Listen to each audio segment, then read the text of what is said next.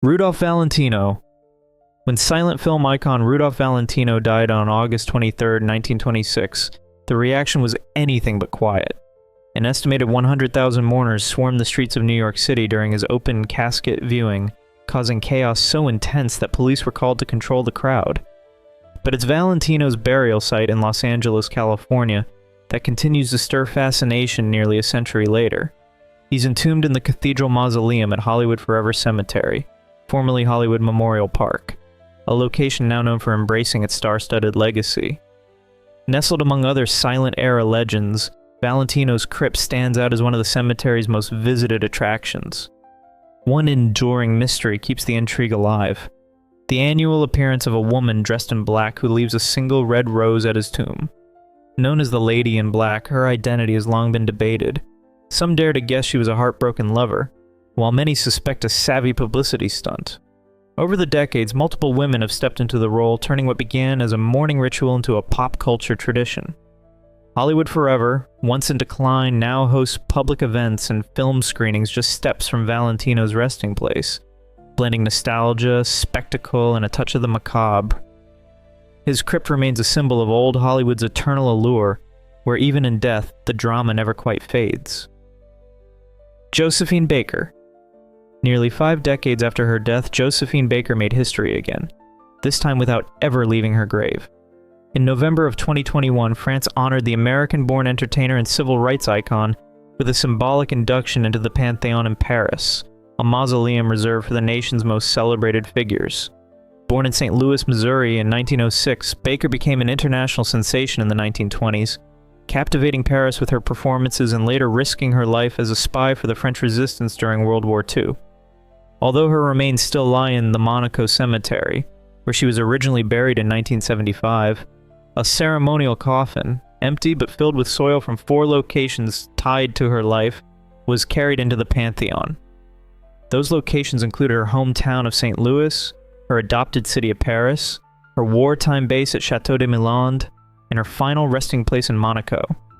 The tribute made her the first black woman to be symbolically interred at the Panthéon, joining the ranks of Voltaire, Victor Hugo, and Marie Curie. The event, led by President Emmanuel Macron, sparked national conversation.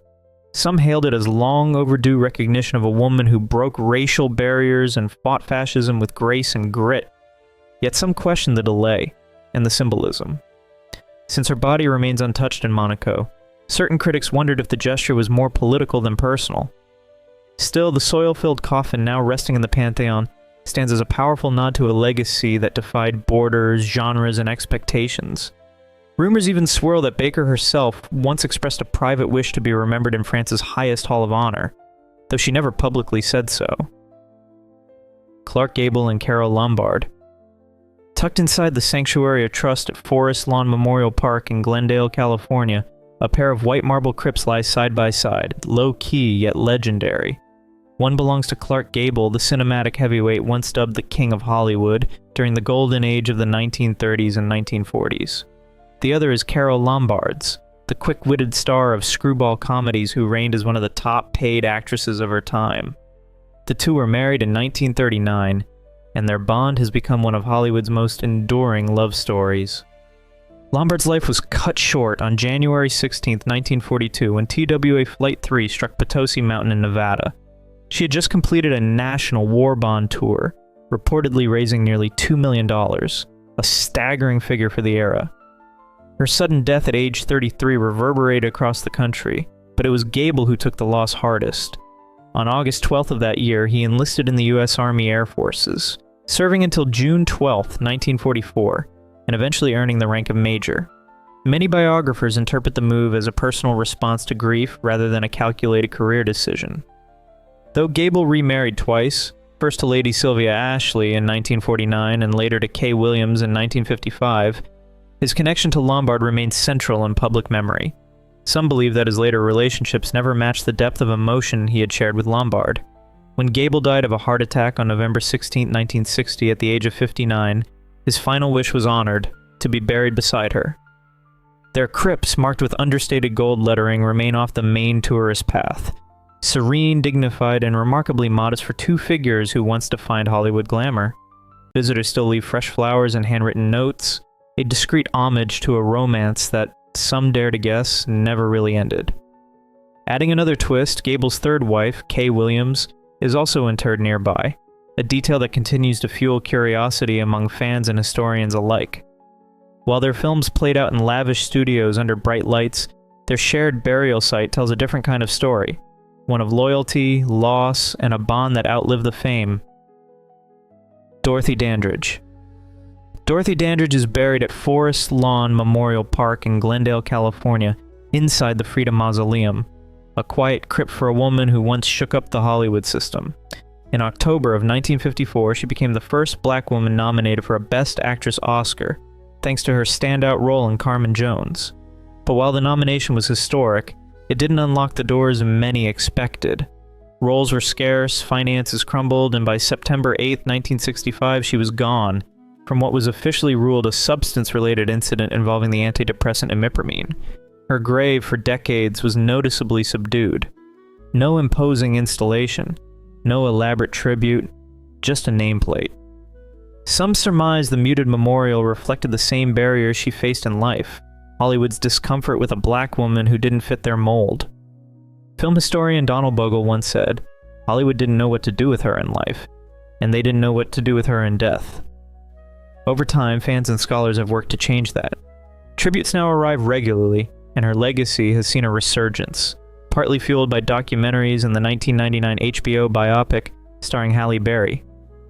Still, her final resting place remains a symbol of contrast, a pioneer in her prime, laid to rest with little fanfare in one of California's most star-studded cemeteries. Billie Holiday. Billie Holiday, one of the most iconic jazz vocalists of the 20th century, died on July 17, 1959, at just 44 years old. Her final resting place is St. Raymond Cemetery in the Bronx, New York.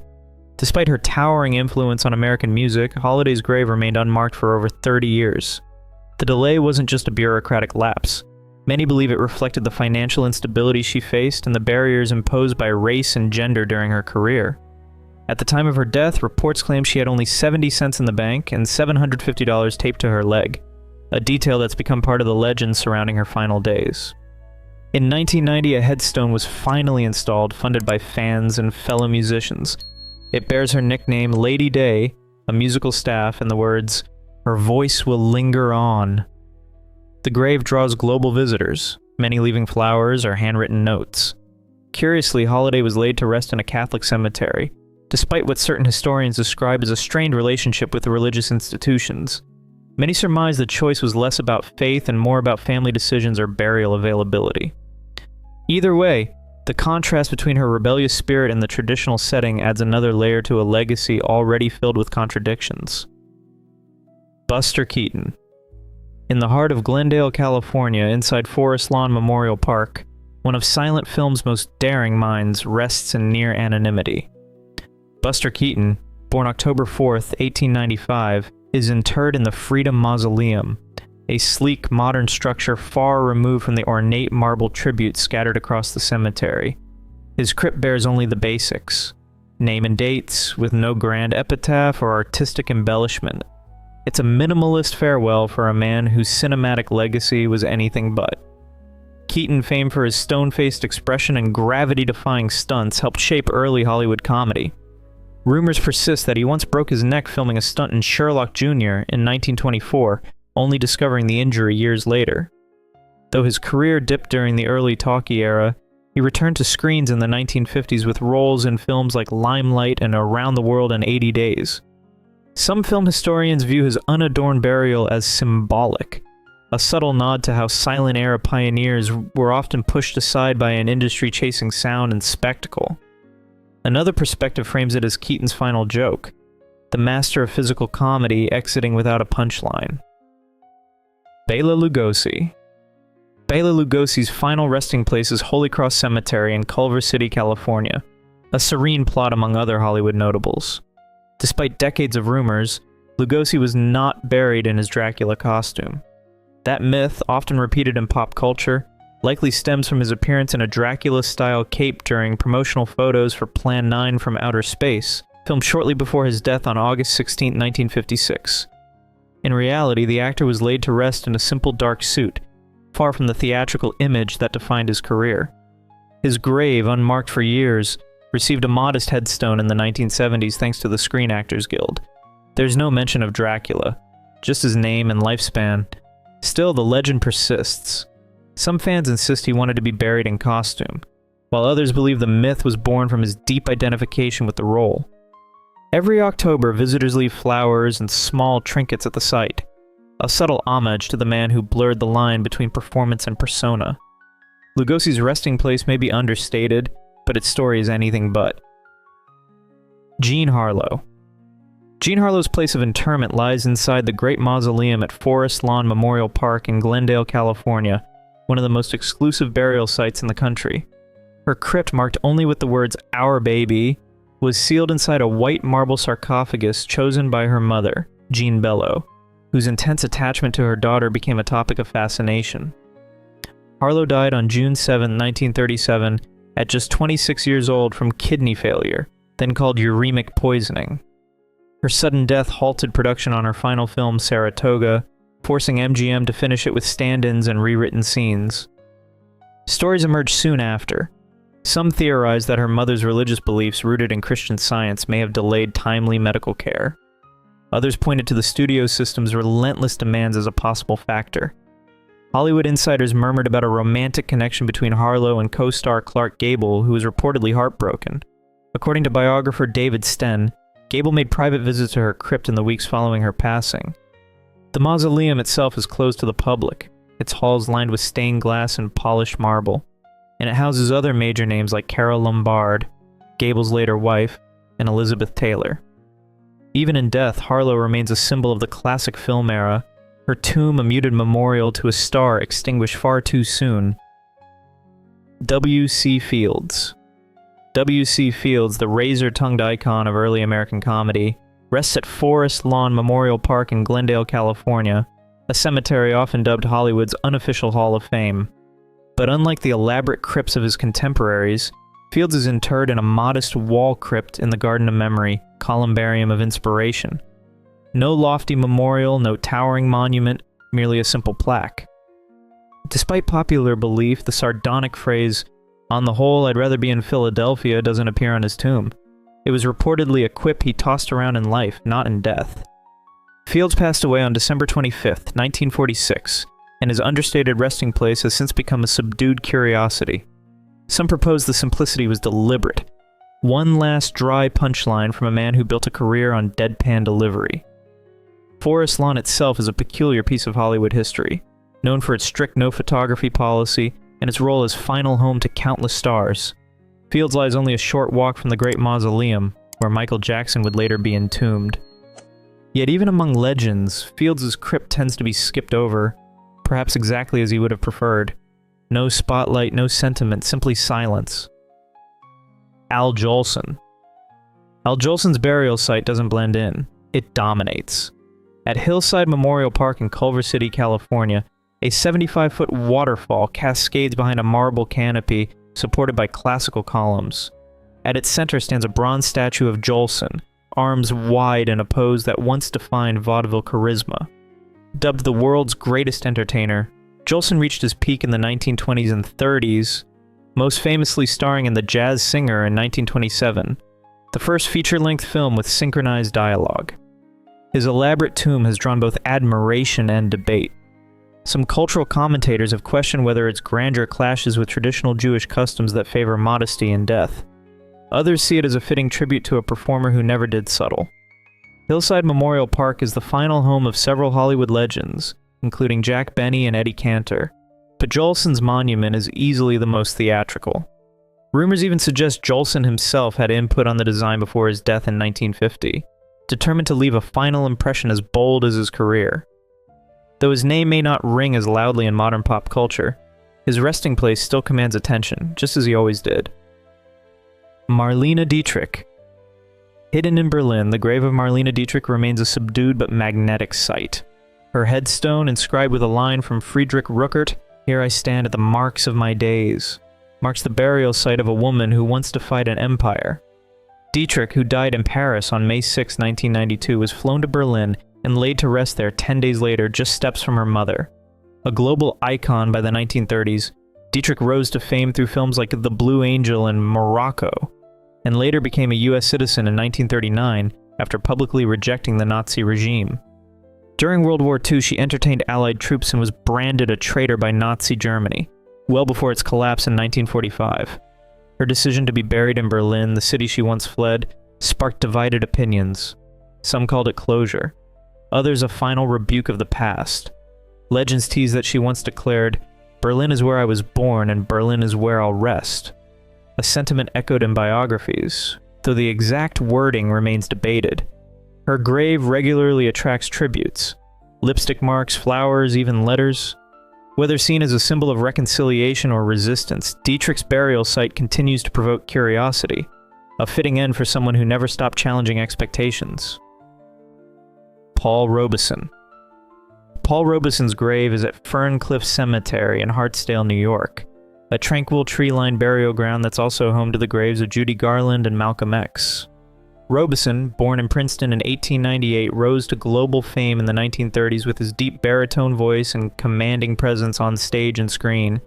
His rendition of Old Man River became a cultural touchstone, but it was his activism that defined and complicated his legacy. A fierce critic of racism, colonialism, and fascism, Robeson's outspokenness led to his passport being revoked in 1950 and his career effectively blacklisted during the McCarthy era. His grave at Ferncliff is understated, marked by a simple headstone bearing only his name and dates. No towering monument, no elaborate tribute. Some cultural commentators have speculated that the unassuming marker mirrors the nation's uneasy relationship with his most defiant voices. Certain accounts even propose that his burial was intentionally low profile to avoid political controversy at the time. While not a major tourist draw, the site occasionally attracts admirers, artists, historians, and civil rights advocates, who quietly honor a man whose influence once spanned continents. The contrast between Robeson's global stature and the simplicity of his grave continues to raise questions about how societies remember those who challenge the status quo. Louis Armstrong. Flushing Cemetery in Queens, New York holds one of jazz's most iconic figures, Louis Armstrong.